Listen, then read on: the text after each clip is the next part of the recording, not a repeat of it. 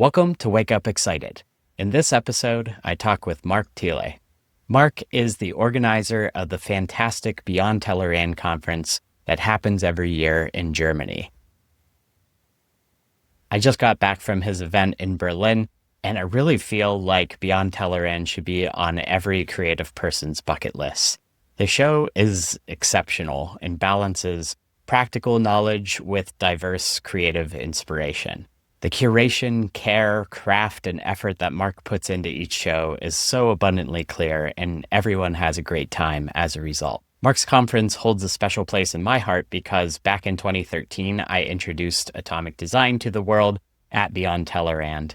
And Marc is one of the kindest, most authentic and sincere people I know, and it's a real privilege to call him a friend. In our conversation, Marc and I talk about the hard work behind creative projects, intrinsic versus extrinsic motivation, embracing vulnerability and sincerity, continuing to cultivate joy and satisfaction, even for long-running creative endeavors, the value of community and relationships, learning from failure, and a whole lot more. Before we begin, I want to remind you that Wake Up Excited is a real labor of love and is entirely self-funded. I'm acting as my own advertiser here, so if you'd like to support the show, I'd love it if you checked out our online courses. We now have 3 courses: Subatomic, the complete guide to design tokens, an atomic design certification course, and a brand new course called AI and Design Systems. You can check all of those courses out at bradfrost.com/courses, and you could save 15% off the course price by using the code WakeUpExcited. All right, without any further wind up, here's my conversation with Marc Thiele. Hey, Marc. Hello. Thanks so much for joining me. I'm super excited to talk to you, and I'm just going to dig right into the first question. What has you waking up excited right now? Well, since I do run events, most of the time it's like the stuff that I need to do. The closer the events get, so the actual event is the one in Düsseldorf, and therefore, like I wake up every morning right now going like, well, it's only X days. So right now it's 41 days until we open doors.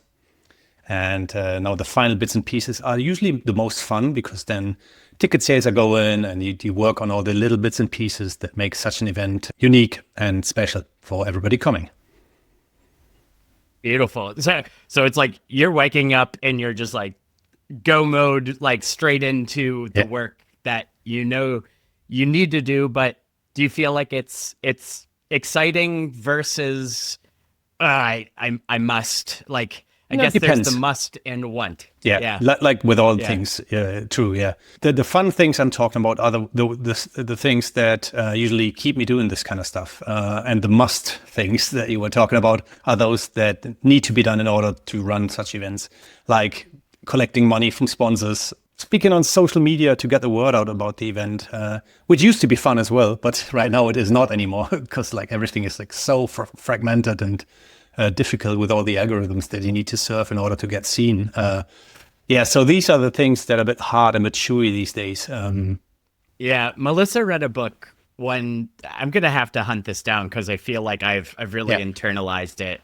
But she read this book that said, every job has a shit sandwich that you have no choice but to just pick it up with both hands and just take a bite.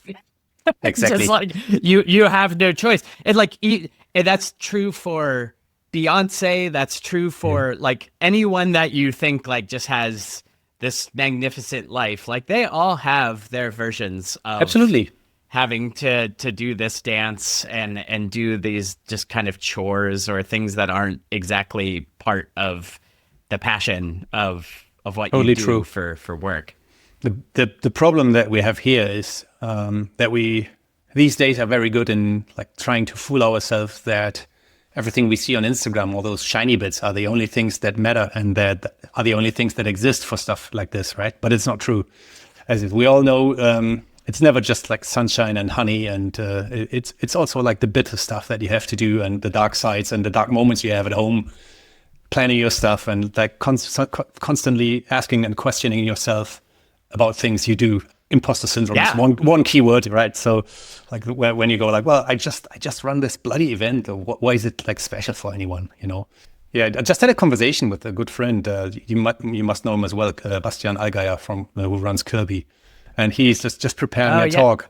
He was like, whenever I prepare a talk about stuff I do, like, and people ask me to give a talk about like Kirby in this case, his CMS, I feel nothing but like, who the fuck is interested in this, right? And it's the same for me. Anytime someone asks, like, would you mind like telling us a bit about like how you got to run your events and what's the driving force behind it? Give a 1 hour talk about it. I go like, really? Is anyone out there that is really interested in this stuff? But what's funny is, so he's asking you Yeah. about this, and what do you tell him? Like, how do you respond? You're like, Yeah, I told him like because I tend to do the same, the exact same, I have to say. So I told him, well, just hold in, take a breath, and look back what you achieved. Like you managed with the stuff that you managed to have a family, and you earn enough money to feed the family, and teamwork with your wife, of course. You got a house that you like paid off because of that. You achieved many things. Like so many people use your tools and your stuff, and they run their website based on your stuff, right? So, well, if that's nothing, I mean that's great. And he was like, wow, I feel Right. I feel better. And it sometimes needs like someone else to tell you those Yep. kind of things, because as we tend to work from home more and more, and from our own offices, like I do, right? Like from here, there's no one, just my family, who sees me every day. You can ask for advice. You sometimes need to go out and go like, well, what do you think about the stuff I do? Is it really important for anyone? And oftentimes you find out, yes, it is for many people. It matters for many people, and that's like the stuff that you need in order to get this kind of excitement in the morning that you were asking about. I think that's right. There's the dynamic of, you touched on a couple things. There's the dynamic of working from home, especially whenever you're alone, and that if left unchecked, you just are in your head, and anything, your own self-doubt or your own kind of, I'm not sure. That's why, I mean, we're a social species, Oh, so yeah. we need to go outward and communicate that stuff, get that validation, or get that sort of mirror held up to us by often someone who's more charitable than our own negative self thoughts, right? So that's such an important thing. But it also, you're touching on other things where the media landscape right now, and social media landscape especially, there's not a lot of room for vulnerability of, Oh, yeah. man, I'm really struggling with this, or I'm really, I'd really welcome some feedback. I'm not really feeling confident in this thing, or whatever that is. Whenever all it is breathless hyperbole and highlight reels, and all of that has just been sort of swept up and kicked up into this just really fervent and gross kind of hype machine, I guess.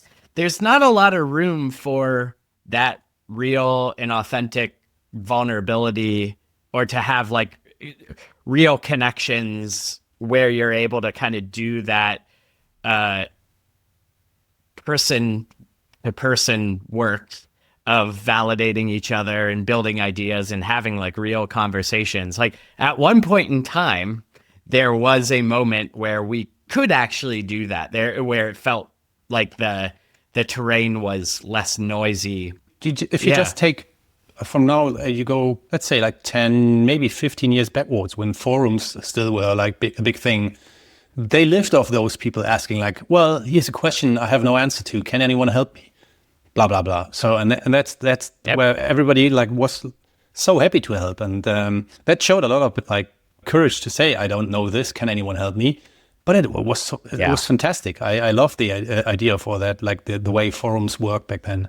And it's still there. Like that's the thing. Obviously, the tools like forum software still exists, but even the affordances of social media and all of that, it's all still there. And that's, I think, something that's interesting that I don't know if you share it, having been in this world for as long as you have. It's like several decades of like working in and around the web. It's like, man, those ideals have definitely taken a back seat, but I refuse to accept that they are dead. Like they're still there. The opportunity to have healthier conversations, to really connect, to unlock a lot of our collective potential is all still there. It's just dormant. It's just been kind of pushed way back to the back burner because everything else has kind of crowded the space and it's just gotten too noisy. Yeah, absolutely. I mean, sometimes it needs a few people. I can't remember the name actually right now, but like on Instagram, there's a few accounts that play with exactly this, that go like beyond this kind of like everything needs to be shiny, smiley, and like absolutely glorious looking. When we wake up, I think most of us look shit. At least I do, certainly. Especially the older I get, right? You wake up and you go like, right. Is that me in the mirror over there? Really? And I'd love to like see more photos like this. So like, this is me in the morning. Yeah. It is this kind of like the anxiety to fail in a way. It's like, if you fail, you're not good or you're not worthy enough. And that's totally not true. Especially in Germany, we tend to do this a lot because in the US, at least there's like, in terms of business-wise, it's great to fail. If you fail with a startup, you just stand up and build your next startup. In Germany, it's like a totally no-go. If you fail, that's you lost it. You are down. You're done. And that's like it's a different culture in terms of this over here. But I wish, at least in terms of the kind of attitude towards yourself and the stuff you do, and valuing in the stuff that you yourself do, you should be more proud of things. Accept more people saying that if someone says like, well, you've done great there, we often tend to say, well, yeah, but why not just go and embracing it and going like, well, you know what? You're absolutely right. I've done great here. Thank you. Yeah, there's a big difference between pride and pride. Like there's kind of boastful pride. There's this kind of like superficial, artificial or braggadocio. And then there's just a general acceptance that it's okay to be proud of things that you work really hard on. Success or failure, maybe you work on something that doesn't land or it isn't a big smash hit, or the extrinsic motivators and feedback loops maybe don't show up all the time. And I know that you deal with this, like, because you've had to deal with this really uneven world where the shows that you put together are stellar through and through because you put all of this care and craft and thought into them. But like the landscape, through no fault of your own, doesn't give you that feedback loop every single time, right? Just because the world is hard and complicated. We've had pandemics where there's like been like a lot of like disruption, right? So there's that trap of relying on the extrinsic feedback loops of it. This many people said this many nice things about my thing. Therefore, I could feel good about it. As time goes on, I've felt I care less and less and less about what other people think. And I know how I'm doing based on how I feel about what I'm doing and how I'm doing it. If I feel like it's a pure expression of what I want to be putting into the world, that's enough. I don't care if nobody watches the video that I put out, or if 2 people did, or 2,000 people. I don't know. It's a challenge. Yeah, it is. And for anything you put out there, and may it be music or videos or podcast or blog post, that's true. That's easy. Well, not easy to do, but it's easier to achieve and to remind yourself to do so. It's different with work where not only you rely on and you need to make money in order to pay the bills, not just the bills that I need to pay for me and my family, but also the bills of the venue, the flights, the speaker cost for the hotels, blah, blah, blah, blah. You know, that's the worrying part. If that wouldn't be there, like all the cost of it, that would be nice, because then I could focus on the good things, on the things that make fun, right? That are enjoyable. There's this notion of, it's like, you need to like get that stuff out of the way. That's your just like baseline. Yeah. And that allows you to just kind of breathe easier, and then everything else is gravy from there. Totally. You need to do a few specific check marks for each of those events. which might be the sandwich that they were talking about earlier, the one that doesn't taste good. But as soon as they are done, you're much more relaxed and relieved that you're able to now focus on the enjoyable thing and to make everything nice and round for the people coming. Yeah, could you say more about that? Like what is the enjoyable part of what you do? The biggest joy is really, for me, the moment when I see Toby, the guy who is doing the music on my stage, starting to play, and I know, okay, from now on, it's like maximum 10 minutes, and I'm on stage and say hello to everybody.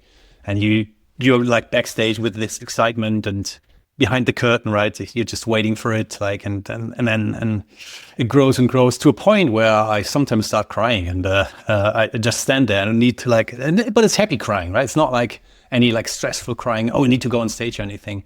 But it's this kind of relief that you have got, that all the stuff you planned until this point is now actually showing like the result. You're now picking the fruit of what you've done for the last couple of months. Yeah. I remember one moment where I had to change venues in 2019 and 2018. My old Berlin venue that you visited back then also, they closed, and so I had to find a new one, and that was quite stressful. And I had put a lot of effort in and checking venues to find the right one in terms of like an exhibition space, right size, and I checked between 30 and 40 venues in Berlin. And I remember the morning of the kickoff of the 2019 event in Berlin, in the new venue, I really like the tears were bursting down when I was behind the stage. And then Jeremy, who was supposed to be first speaker, Jeremy Keith, he just seen me, how I like started crying, and he just came to me and gave me the biggest hug, and and didn't say any words, but like he shook me a little bit, right? And he went like,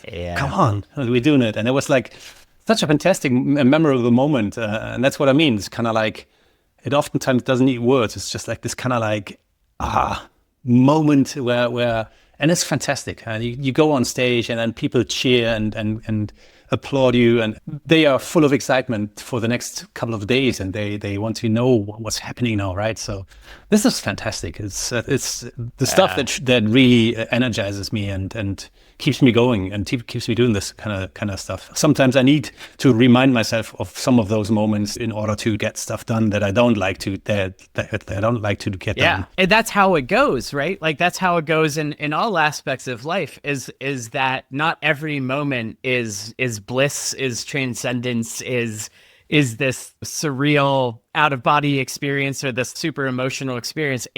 But it's those moments, it's those peak experiences that carry us through the rest of our time, whether it's the shit sandwich that we've been talking about that's related to that builds towards those peak moments, or it's just the kind of unrelated stuff, the going through life. It's having these moments, these experiences, these reminders where there is this end of the spectrum that is some of the most beautiful stuff that life is made of. Mm-hmm. And realizing that stuff is precious and finite, but to know that in those moments when you feel you're most alive, that's going to carry you through all the other times where you're somewhere else on that spectrum. Yeah, but it's an exercise to being able to remind you of those shiny and good moments. Mm-hmm. We as humans, I generalize here, but we tend to have the negative with more weight than the positive, right? And we shouldn't do this. Yep. I remember that one year in the early years of the event when my wife said to me, how do you cope with like a negative feedback that you get sometimes? Because we all know this kind of like 100 people feedback. And then there's the one person saying like, oh, I don't like your shirt. And you go like, well, damn it. Everybody was nice, but that person doesn't like my shirt. Yeah. Yeah, well, there have been 99 other people that said good things or at least nothing negative. So, and that's great already, right? Yeah. But we need to work on this kind of attitude towards, let's count the positive way more than the negative, because that pushes us forward. Yes. That's the stuff that keeps you swimming up on the water and not on the ground, right? Yeah, no, 100%. It's that, again, that extrinsic feedback is great. And when you receive positive feedback, those are good signals. And it's certainly not to suggest we need to ignore them, but it's like, no. The more like intrinsically satisfied you are with a job well done, for anything you apply yourself to means that that positive stuff is the cherry on the top, but isn't necessarily like the you're relying on it so much, right? And it also just makes that if you know internally how you feel and you're not second guessing your own abilities or your own effort and all of that stuff, the person that doesn't like your shirt, you could just kind of laugh it off a little bit more because you know in your soul that you did a good job, that you've been doing a good job. And it's that I think that there is like a preoccupation for a lot of people, whether it's we see it a lot professionally, where there's a real lack of confidence whenever people are presenting their work, whenever people are making things and they hold it up to the group and it's like, please don't hurt me. Like, here's what I'm thinking. And it's like, no, dude, like you got to commit, believe in this stuff and have a perspective, and people value that. Even if they disagree with you, people know when people are going out there and they're like, yes, this person has done the thoughtful work of putting this together.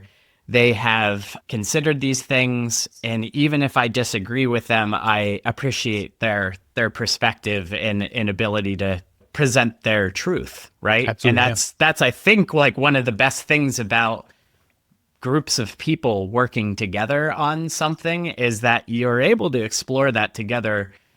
And when we have that happening successfully, it's really fun because what you see is a bunch of people showing up with their respective truths, and they're able to do something really interesting with that because they are trusting that the other people are showing up in an authentic way.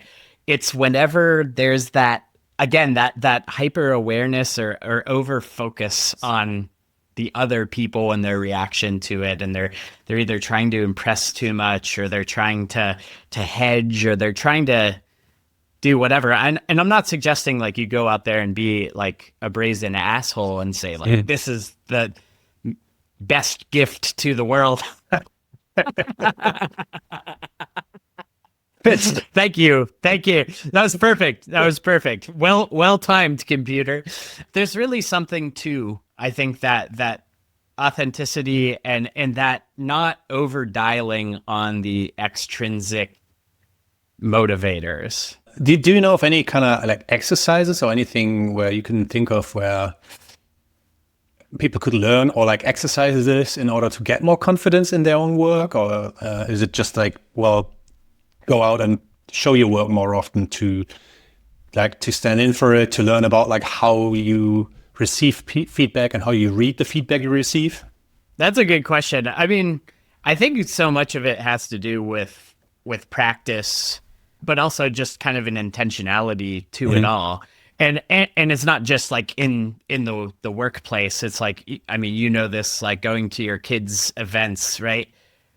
Every interaction, like I feel this more and more as Ella gets a little older, and I'm like find myself in mixed company and other parents and stuff like that. And you've been at this for longer than I have, but it's like all of those moments, right, are opportunities to, I don't want to say practice this stuff, but it's like there are opportunities to show up, and rather than conform to the space or what's considered to be polite, or let's just talk about the weather and not go any deeper, make any deeper connections. Like I find myself kind of in those moments looking for excuses to challenge that stuff. And so I don't know if I'm sure that there are formal exercises and lots of like self-help books about building your confidence. But I think that like one thing that I'll say that has been helpful for me, use pretty much every interaction as an opportunity to just be like, how do I want to show up to this and present myself and connect with another person and be curious about their life and go beyond just talking about the weather, but really kind of use these moments as opportunities to dig a little deeper and be true to yourself, I guess, right? It's like, because no matter where you go, there you are, whether you're going to the grocery store, or whether you're at a soccer game, or whether you're at, your work or whatever. So those are all, you're carrying yourself, your mind and your body with you wherever you go.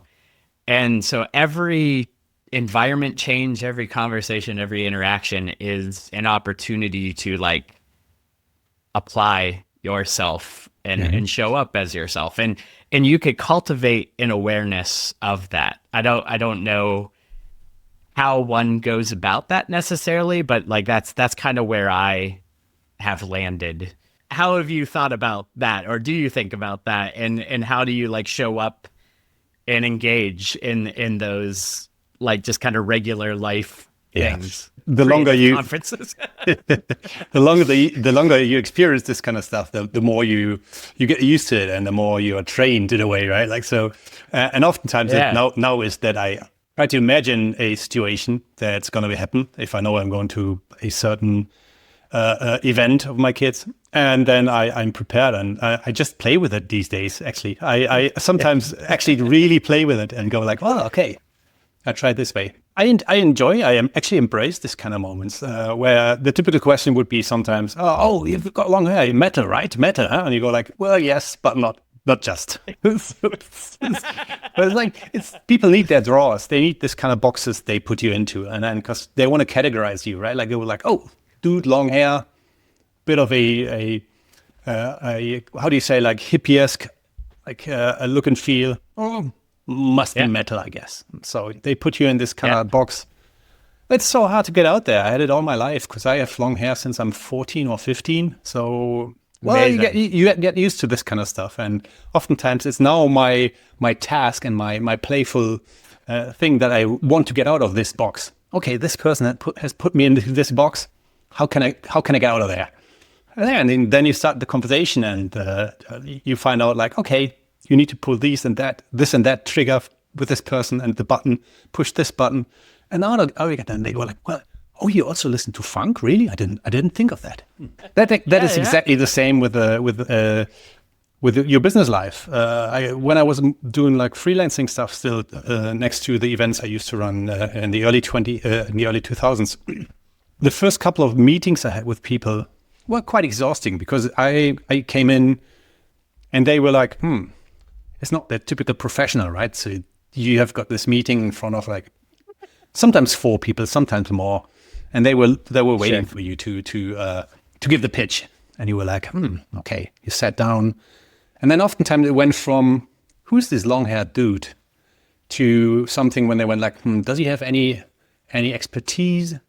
To, oh, this guy is creative, and this long-haired dude, right? So he's not just creative with like creative and design stuff, but he knows his stuff about like technology things as well.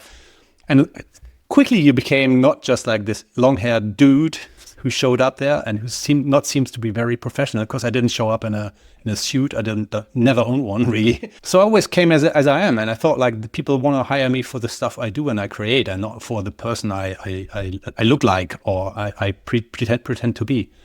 And as much as I might have cost something to not get a job with this, because people sometimes don't tell you, I think the majority of stuff I pitched for, I got it. And oftentimes in a way that people were totally turned around by 180 degrees after such a conversation we had, right? Because they were like, oh, so super surprised. This guy can actually talk, and this guy knows his shit. Yeah. And that's quite fun to explore and to play with. But of course, in the first couple of years, I went freelance in 1999. So therefore, the early years were sometimes quite challenging, and I'm very lucky that I have a few people that were taking me on their hand and supporting me, like, listen, next time you should do this and that. And then I thought like, oh, well, okay, learn this here and there.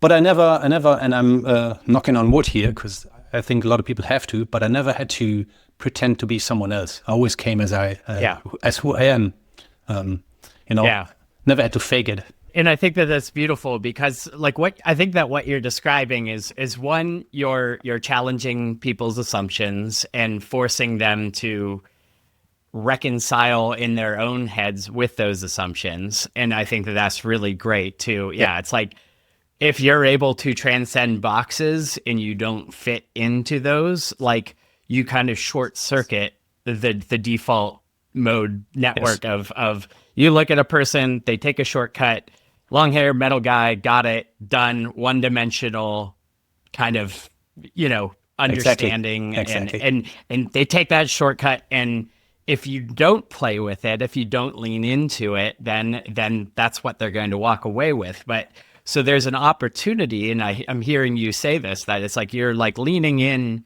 to help kind of guide them, not so much to better understand you, but it is that to help them better understand you, but it also sounds like you're doing this work to like help them understand their own wiring. Oh yeah, totally. Better, yeah, oftentimes which is awesome. That, yeah. to question themselves, right? To go like, did I assume something wrong here? Right. So it's quite interesting. And then what's also interesting, and I love this, it's like I think that's something that why we've connected so well over so many years is that, you just showing up as yourself. And I think that is something that people really appreciate about you, as well as, I see it with, my own interactions with people, but a lot of the people that I'm talking with on the show and beyond, it's the people who are their authentic selves. And there's an opportunity to use just the way you go about your business, the way you live your life in a way that's true, that can really inspire other people to do it. I'm sure that you've had people that are like, oh, like, how do I do what you do? Or things like that. It's like, you see it and you're like, well, you're not going to be me. You're going to be you. But what you're able to do is model your authentic self and hold that up and move through life and engage with the world as your authentic self. Yep. And what that allows other people to do, hopefully, is to be able to give themselves permission to relax a bit and be more their own selves and get themselves out of their own boxes that they've put themselves in. Mm-hmm. True. Yeah. I mean, I hope that with the kind of stuff you do, with you, I mean, lots of people do good stuff.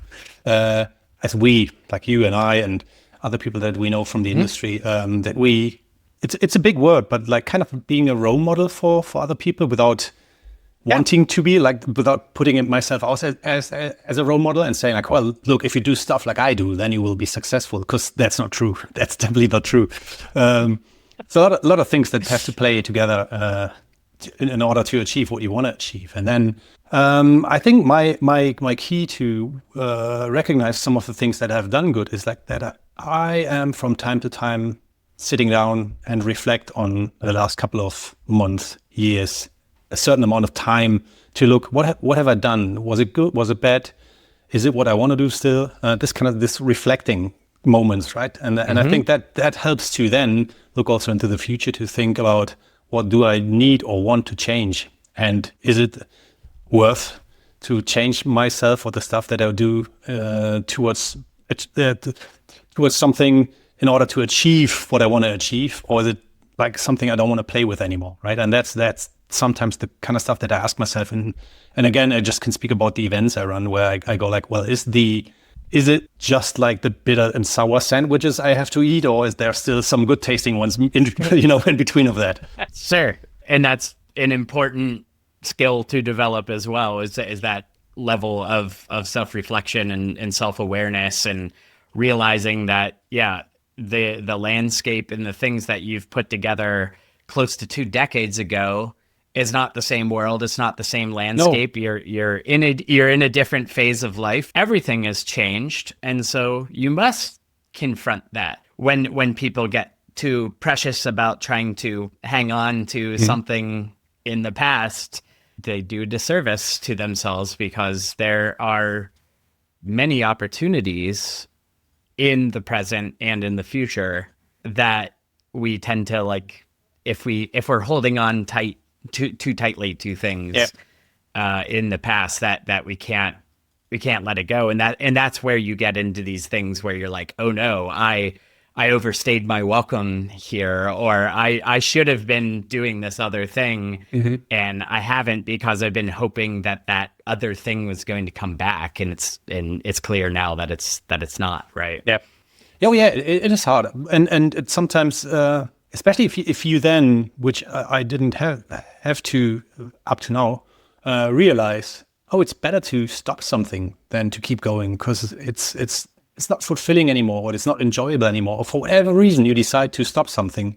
Stopping things that you used to enjoy, I think that's a really, really tough job, but sometimes the right thing to do, and the consequence of again, looking back and evaluating, what have I done, how is it now, how might it be in the future.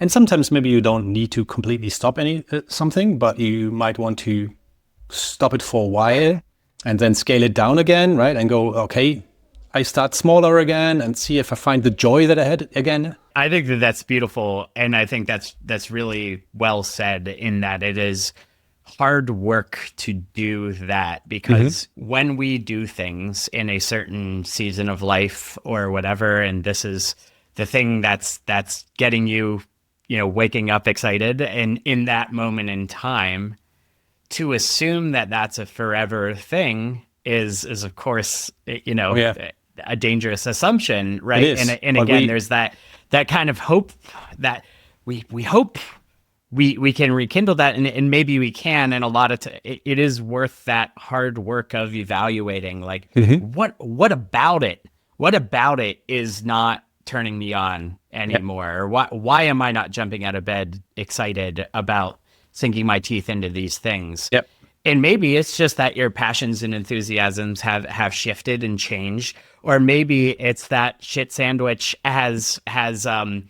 there's too much of it, or it's kind of taken on. And all of those are great things to become aware of as well, because you could be like, oh, well, if I were to carve out these things or delegate these things or somehow like reduce these things, then, yes, there it is, right?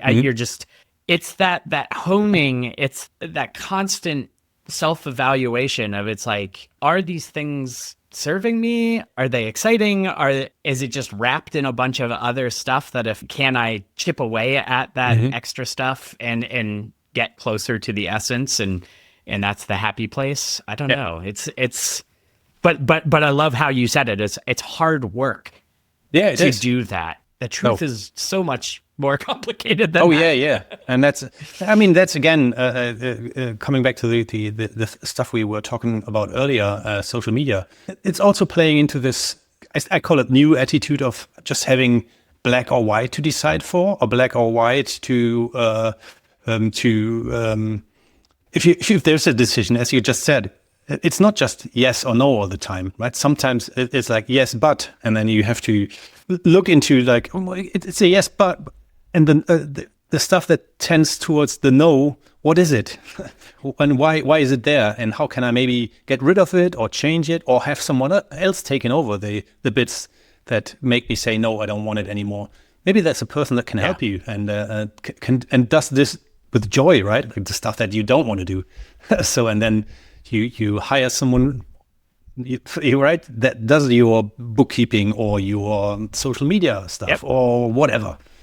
It's again, it's like sometimes I sit here at my desk and I'm kind of worrying about stuff, and I don't know, I have this kind of like questions that come up, and it's more this kind of moody moments where you sit here and go like, is it all worth it anymore? And you have this for like 3 days in a row, and you think, you know what, I simply stop it because it's so exhausting and it's eating me up.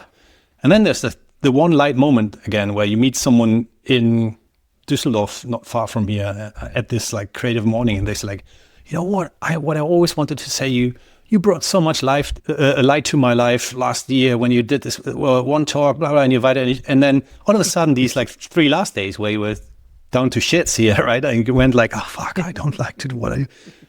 You go like, well, okay, that's the answer, right? So it's just like one tab that I still have open, which is quite old already now. It's from June 24, and there's someone who's written it, and it's titled "Things That Make Me Happy." I guess that for some reason caught my attention, and it's still open because every time I go like, oh, okay, things that make me happy, and then you write down 2, 3, or 4 things that make you happy, and all of a sudden life is way better than it used to be just 5 minutes ago. Yeah, it's not always that easy. It's funny how. No, it isn't, but those reminders, and that's why, things like, cultivating gratitude via journaling or whatever other reminders that you can literally thrust in front of your eyeballs and keep that in your consciousness. It absolutely guides and can inform and influence and change your mood immediately if you need a pick-me-up, but it also reminds you of why you do anything. That's the reason why we put pictures of our family on our desk. That is why you continue to show up to do the things that you do. Yeah. And I do think that we, through COVID, have had that short-circuiting of those reminders, in that we are collectively having to slowly rebuild that stuff, which is why I think events like yours, creative events, where you are giving people a macro dose of a reminder of these different ways of being, different ways of thinking, different ways, challenging your assumptions and your normal, and ripping people out of that normal. People need that very much. And I think especially in this moment in time, there's a really strong current that doesn't feel healthy. No, right? absolutely. One of the themes that's like starting to emerge through these conversations, like the people who are able to connect with that joy, connect with creativity, connect with the positivity, and understand the importance of community and getting people together and, presenting ideas and doing all these things to, the activities that we tend to do. You're up here and you're able to pull so many other people up to that place. And that's that's a real gift. It is. And but not just in my case, but in anyone's case who might like listen or watch this stuff here, you only experience this kind of, or you only have a chance to experience this kind of stuff for yourself if you go out and speak to other people. If you constantly sit behind your desk, maybe even have a one-to-one conversation to someone in behind a monitor, it's not the same. You need to go out. You need to talk about yourself. You need to listen about what other people do. Like this is called exchange and conversation, right? So then, and nothing replaces this. No. Maybe not everybody, but I would say most of us need this kind of stuff. They need this kind of exchange and listen to other people and to talk about themselves. I don't know, like as kind of a therapy, maybe. Let's call it therapy. I don't know, what is therapy? It helps me. I enjoy it a lot. And no matter if you're an introvert or not, I mean, yes. If you're an introvert, I guess it needs different events sometimes than most of the big events that are out there. But I promise you, there are events who are for you as well if you're an introvert, and who do their best to create a space in which you feel welcome as well, and you feel safe and good. 100%. And it's like, and it can be just that going out and getting dinner with a friend. And it feels like that rebuilding of those muscles, kind of post-COVID. It's like we were in it long enough where we adjusted to being holding ourselves up, and that has provided us a certain level of comfort and convenience in certain ways. But it also means that we continue to not be out in the world as much as we were kind of pre-COVID. Yeah. And so it's like, it's kind of a bit of a challenge for introverts and extroverts alike. We have to kind of push ourselves. It's like, if you're on the fence, if you find yourself like the next time you're like, should I go to this concert or should I go to this thing, or do your best to just to be like, yes, I'm going to do this. Cause you're going to come away from that experience more connected to another person. You're going to have a novel experience. You're going to hear music that you didn't hear before. You're going to eat food that you wouldn't otherwise have eaten. Totally, and especially as there's no one else doing the work for you. It's only you. You can do the work, right? You're the only person that is in charge here. Well, your family can lift you up and support you, right? Your wife can say like, well, great decision, go for it. But the initial spark, the initial moment needs to come from yourself. Go like, well, I need to get my ass up to get to that party. And of course, there might be people where you go like, oh, I didn't need that person right now. Or, this kind of stuff. But well, that's life, right? It's not just... That's life, honestly, and those are also lessons. Those are also lessons. Like, I have a few friends that I've kind of like been out with in like recent years, and I've learned that it's like they're not the people... It'll be like 2.5 hours or 3 hours into our time together that they'll be like, anyways, how are you doing? And it's like, what I've learned to appreciate is it's like, I could just be like, well, I'm not going to see that friend anymore because that, it's just fully one-sided. But it's like really realizing, oh, like they really needed to unload in this moment. And that's okay. But also, it's maybe okay for me to just kind of go into these situations knowing that I'm not going to be sharing a lot of what's going on in my life, but it's that lived experience that is going to teach you things, good, bad, and ugly. One thing I want to talk to you about that I think is really fascinating with you specifically, having curated so many of these creative events. One thing that I'm really curious about is you've now had this just assembly line of really interesting and creative people channel through your door. You talk to them, you build relationships with them, and you are especially unique in that you have seen so many facets of creativity. Have you found common denominators or common attributes that cut across mediums, that cut across like personality types, that cut across like whatever? Are there like a unified theory of creativity, or do you have like a definition of creativity like based on the hundreds if not thousands of speakers that you've kind of pulled into your orbit and had speak on your stage? No, I mean, creativity is like a really wide expression, right? So you can be creative with like so many things, and you can be creative in finding a solution for a certain problem. You can be creative with your pen on paper. You can be creative with your code, and creativity is borderless. There's nothing that really describes creativity. It always matters towards what you define creativity in order to say like if someone is creative, like musically, artistically, code-wise, whatever. I think what has driven me to find creative people in whatever that means is my curiosity, and that is what that lets me find creative people, because I think sometimes that's a creative approach to, again, solve a problem that someone had, or that's a creative way of a person at NASA's JPL choose to spend their spare time, right? Because there was a talk about this, actually, what they do in their downtime. Well, this kind of stuff. And again, it's like my curiosity, sometimes maybe still childish curiosity, where I would describe myself as being a kid that, yes, we play soccer here, but look, there's a bumblebee. And you go like, ooh, you away from the ball, right? The ball was this kind of stuff. So that's the kind of stuff that drives me, and that where I think that creativity is, for me, not something you put in a certain box and go like, okay, this is creativity. I think creativity comes always with a person, the thing, the task that needs to be described as why is that creative? Is because that person is doing this and that, or because of the solution that someone found was very creative.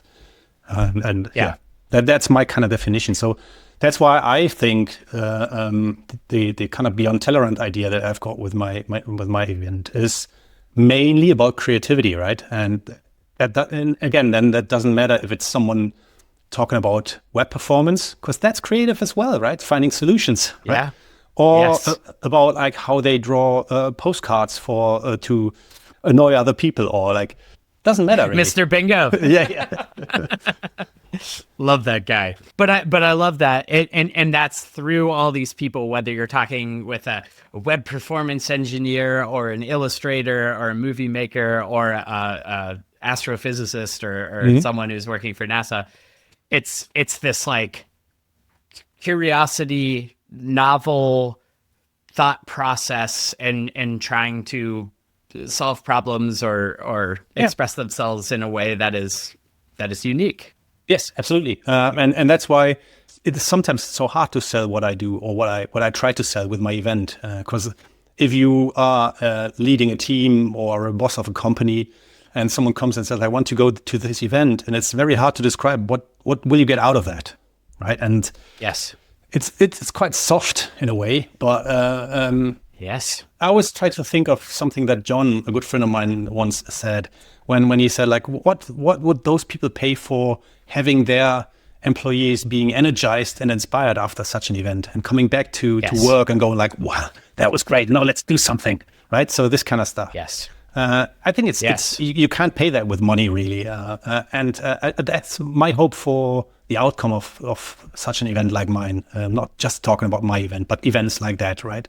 Where you have not a certain specific topic that you learn about, which is great. Those events exist and they have the right to exist and they are there for a reason. But I myself am interested in like a broader approach of why I run my events, which then brings the downside of having to always describe what is it about, what actually is Beyond Tellerrand, right? Because what the fuck? It's kind of back to that sort of shallow thinking of, again, just here's a long-haired guy, metal, checkbox or whatever. It's like, go to conference, what actionable thing are you going to like take away for it that's able to justify the price? And it's like the burden that is on you, but also for like a lot of some of the things that I've historically been hired for is it's like, yeah, I can help you solve these like very specific problems, but like the main thing that we're doing is to energize and get people excited and give them a sense of momentum in that leaning forward. It's like I kind of see it as like this slingshot, right? It's like like people like us are able to like kind of pull people out of their norm, and then whenever they leave our orbit, we let go, and hopefully, you know, that is going through that projects them forward in a way that they could have gotten there on their own, but they're going to get there a lot faster with your help. Either this, right, through the stuff I organize for them and the talks and the surrounding, but also about with everything they might experience at such events. Talking about the hallway track, for example, meeting someone while they get a coffee, and all of a sudden there's the next project they never thought about, right? Because that person, you think the same about this? Oh, really? Let's have a call, and then we chat, and then all of a sudden you have this next project going on, and that is quite fulfilling for you for the next couple of years, whatever, right? Or beyond. You never know. Or beyond. Oh yeah, exactly. Right. And I think that's really important. I really admire your commitment to the relationships in your life, and that you know that there are people that you care about, people that are interesting, people that it's not transactional. No. Right? It's far deeper than that. And I'm curious to sort of like get your take on that, especially as, again, you've had all of these people, and to be able to create relationships with all of these people, maintain those relationships, reconnect, and just, because obviously the winds blow in different directions, but whenever we get back together, it's like, picking up like where we left off. And Oh yeah, obviously yeah. like And I would love surely, that for everyone. But yeah. yeah, and surely with some people that's easier, and with some people it's a bit more work, where work is nothing negative, I have to say. Yeah. But in these days, I have to say it is as easy as it never has been before, because we have these machines in our pockets, right, that connect us to everybody if we want. So as soon as I think of whatever, Chris Collier, and I have his phone number still, I go and text him and go like, hey dude, how are you doing? I just thought of you, just want to know if you're okay. What does it cost us? Nothing. A few seconds. Yeah. And that's what I learned, actually, honestly, and what I really learned when my first brother in 2013 died, because I haven't visited him a lot beforehand. And when he died, I had all those that I called, why didn't I questions? Why didn't I call him more often? Why didn't I visit him more often? I mean, he could have done the same, right? But yeah, I was asking myself, why didn't I? And that's why I thought to myself, whenever I think of a person these days, I take out my fucking phone and text them or write them an email or call them. Easy. Doesn't cost a penny, just some time. And if the person doesn't answer, well, if they die, I could ask myself, why didn't I? Sorry, but I mean... Yeah. No, that makes perfect sense. Yeah. It's not really about reciprocating so much as it is your own desire to create and cultivate the connections in your life. Yeah. And everybody, whoever's on the other end of that phone call is living their life and, has their responsibilities and obligations. And so it's, but just the bid, right? The connection, right? Like that just keeping the ball in the air. Yeah. I do the exact same thing. And it's just like, I just see pictures. Like we have like those like a Google photo frame, but even just in front of me, I have like a little like stand, and it just like kind of cycles through what's now decades worth of photos, which is amazing. Yeah. And I see photos. Sometimes I'll take a screenshot and just shoot off a text, and that's it. And that's it. There's no context, no like, hey, do you want to spend an hour together? Or, like it's just that kind of connective tissue. Hey, absolutely. This is the same that I do. I've always the example. I remember a moment when my friend John and Brandon and I had like a drink in a pub in New York, and it was an Irish pub, I think. But it wasn't very specific that we went there for a reason. We were just there, and we had good conversations. And every time I passed that place, I then sent a photo of this place to the two people and go like, great memories, how are you? This kind of stuff, right? And it's That's so it. easy. And how good is it? I mean, and honestly, I ask you, how good is it if you, after maybe sometimes a year or maybe even longer, you write someone and the person comes back to you and says like, oh, it's wonderful hearing from you. What are you up to? And you get into a little conversation. It's the best thing that can happen, right? And it's fantastic. In the last couple years, I had high school reunion, but also many of those people that I went to high school with, I was in kindergarten with and stuff. Same for and me. Yeah. So, and what's fascinating is like that. Yeah, it's like we obviously met up at some point in our lives when we're already sort of out in like our adult world, but it's like that same thing can happen whenever I think of our inside jokes on the back of the school bus. Like I'll text my friends. Yeah. And it's just one of those things that you're just kind of keeping those threads alive, and it kind of jolts our collective memory. There's something really powerful about that. It's almost like this is in my brain as a memory or as a moment, as a thing that I experienced, and the ability to kind of just remember that Irish pub or that thing reminds them of that. Like there's something like really potent and powerful about that just reminder. And that of course like can translate into future adventures. And I'm so glad and so grateful that we've had so many adventures like already. But I think that kind of through line and that ability to kind of like keep things going, even if like, everyone's on the back burner just because you can only direct your consciousness in so many areas and at one point in time and hold so many thoughts in your head. But to just kind of like have a solid foundation of people. And then there comes the time, and in your case, it could be like, oh, you're curating the next show and there you go. And you're able to sort of like bring those people forward.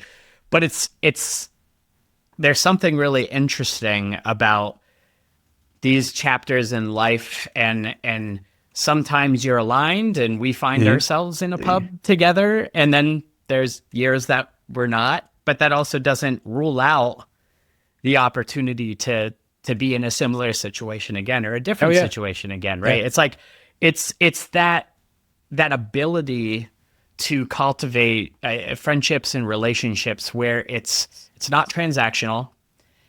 There's a shared understanding that it's not like I am trying to make demands on your time. Mm-hmm. It's I'll see you when I see you, and I'm happy to see you. Yeah. And there's something beautiful in that. Absolutely. What a ride. I mean, like, seriously, what a rock. Are people like that with you, where they're like, what in the absolute, you're where? You're doing what now? Oh, yeah, absolutely. I mean, one of my some of my closest friends, they always joke about like how much I work in the year, right? And they, especially my bandmates, they go, well, you only work like 4 days a year, right? I was like, yeah, and what's the problem for you guys? Amazing.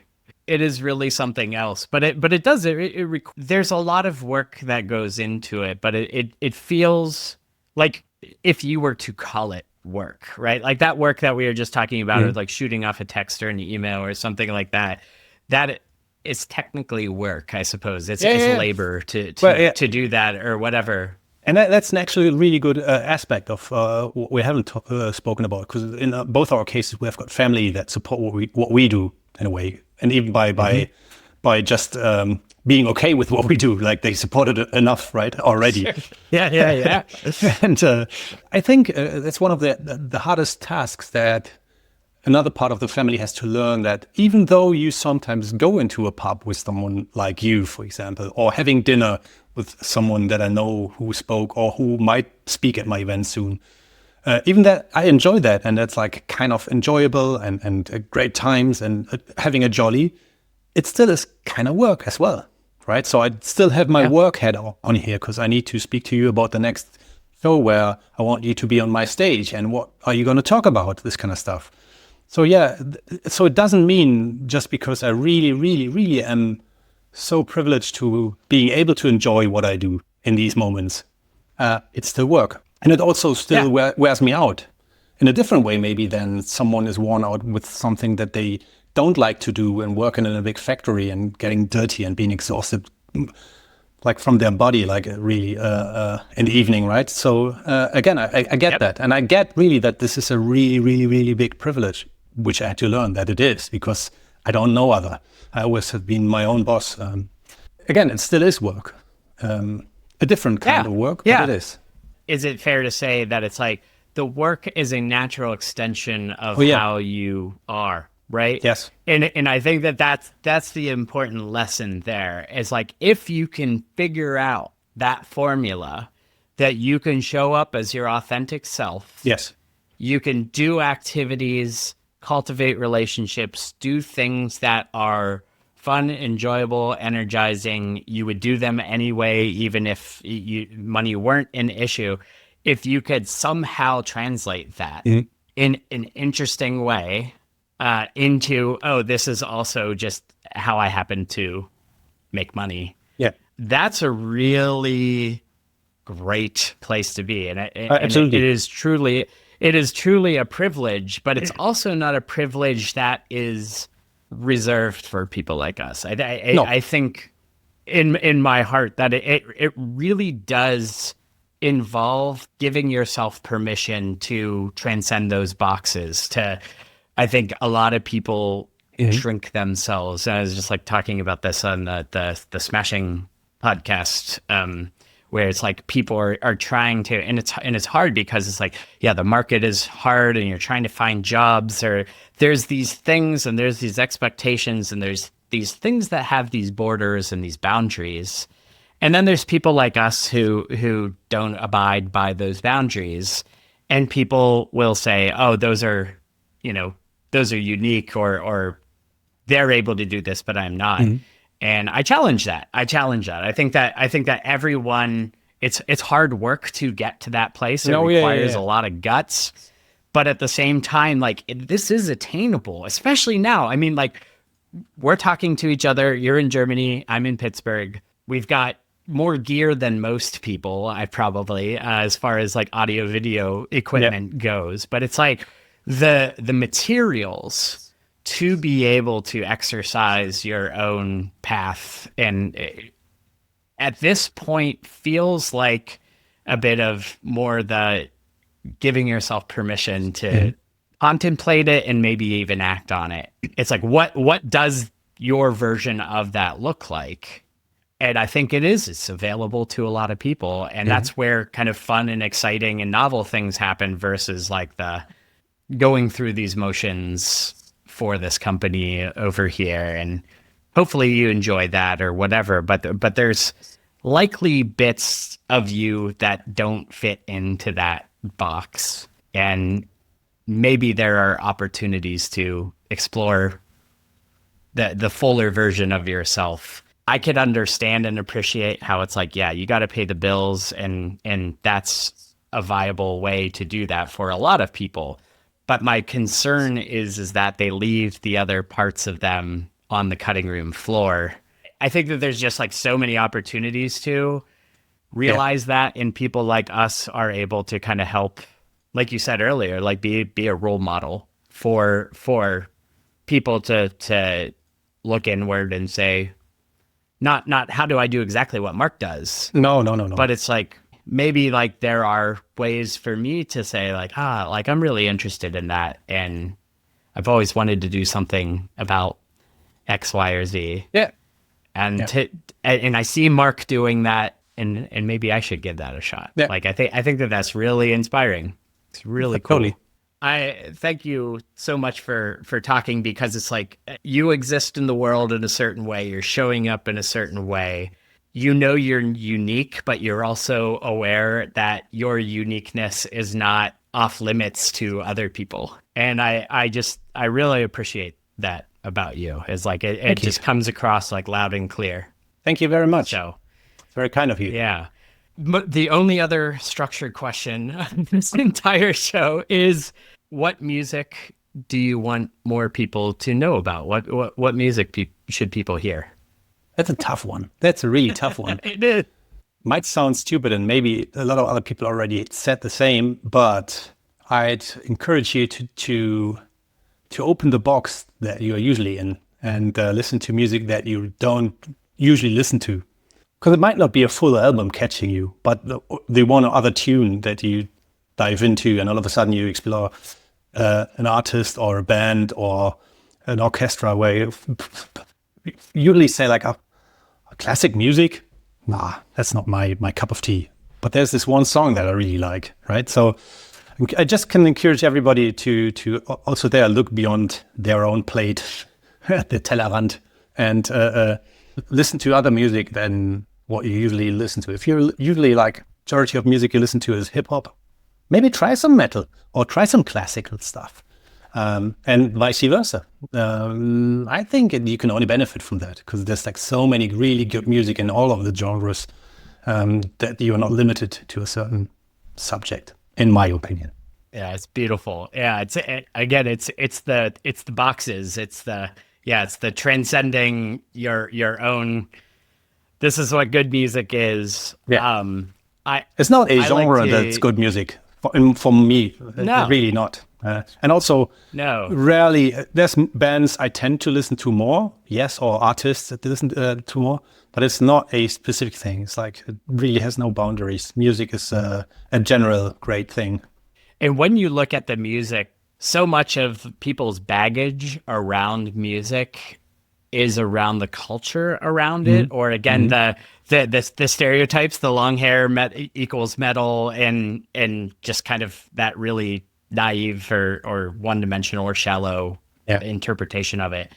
When you actually like listen to music, any genre, like you dig into, there are aspects of it that it just, if you just show up with an open mind to any genre or any type of music and just try to connect with it just on its own, right? Like don't try to like force yourself, just receive it, and non-judgmental, just kind of receiving of music that you're not used to. I like that's good advice. That's good advice. Give me one band though, or one artist. I recently stuck to a live concert on TV where I in the evening just like zapped into, and that was by Hans Zimmer and his like film music. It was a live concert, and I think like, well, I'm not a biggest fan of his music, but man, I was listening to that the whole live concert. I could not stop listening to it. I was like, I know that film, I know that movie, I know that series. So you just knew everything, and all of a sudden you recognized how much music in movies and films actually makes the film, right? I mean, honestly, it's like you could see pictures just because you listen to the music, and I thought, like, wow, fascinating. Yeah. So I think it's called The World of Hans Zimmer. I recommend this to you. Okay. Because that's like a live concert. It's a video stuff. You can find it online. And then there's a band I listen to right now at the moment. Its name is Sleep Token. They mask themselves, and I thought it would be quite a heavy band, but the majority of their songs is quite soft actually. It's quite melodic, quite poppy in a way. So how they structure and write their songs, I think that's one I get back to a lot these days at the moment. And another band that sadly split up, which is a bit harder, is from Australia. They called 12 Foot Ninja, and they are really good in mixing different genres of music. So a metal song turns into a polka song, turns into a flamenco song, and they are so funny, brilliant, honestly. I like that kind of stuff. It's very specific. And I think to keep it with the words of my wife is, if you're not a musician, don't listen to that kind of music, because I like enjoy like all the mixing, you know. I keep it to that to those three for you. Good. I love it. Well, thank you for all of that. And I think for the lesson of just kind of in general going outside of comfort zones, I think is really fantastic and a good theme of our conversation as well. So, and then last thing is we talked a lot about your conferences. So what's your conference? Where should people go to find your shows and all of that? That's the kind of like advertisement block. Yeah, no, please do. Well, I mean, my event is called Beyond Tellerrand, where Tellerrand means the edge of the plate. And the idea is that you explore stuff that you normally wouldn't explore in your day-to-day work. So if you're a web developer, come and see some of the graphic design people that I invite, or some experimental stuff. If someone speaks about how he lived as a goat for a while on the mountain, could happen as well in my event. And you find information at beyondtellerrand.com. The next one is in Düsseldorf in May, in November in Berlin. And in general, I'd say go and have a look at this. And if you have any questions, you're going to find me on the web. Beautiful. Oh, man, that's awesome. Well, cool. Thank you until we meet again, until we will talk before Berlin, but thank you so much for taking the time to share yourself with. My absolute pleasure. Thanks for inviting me, man. Yeah.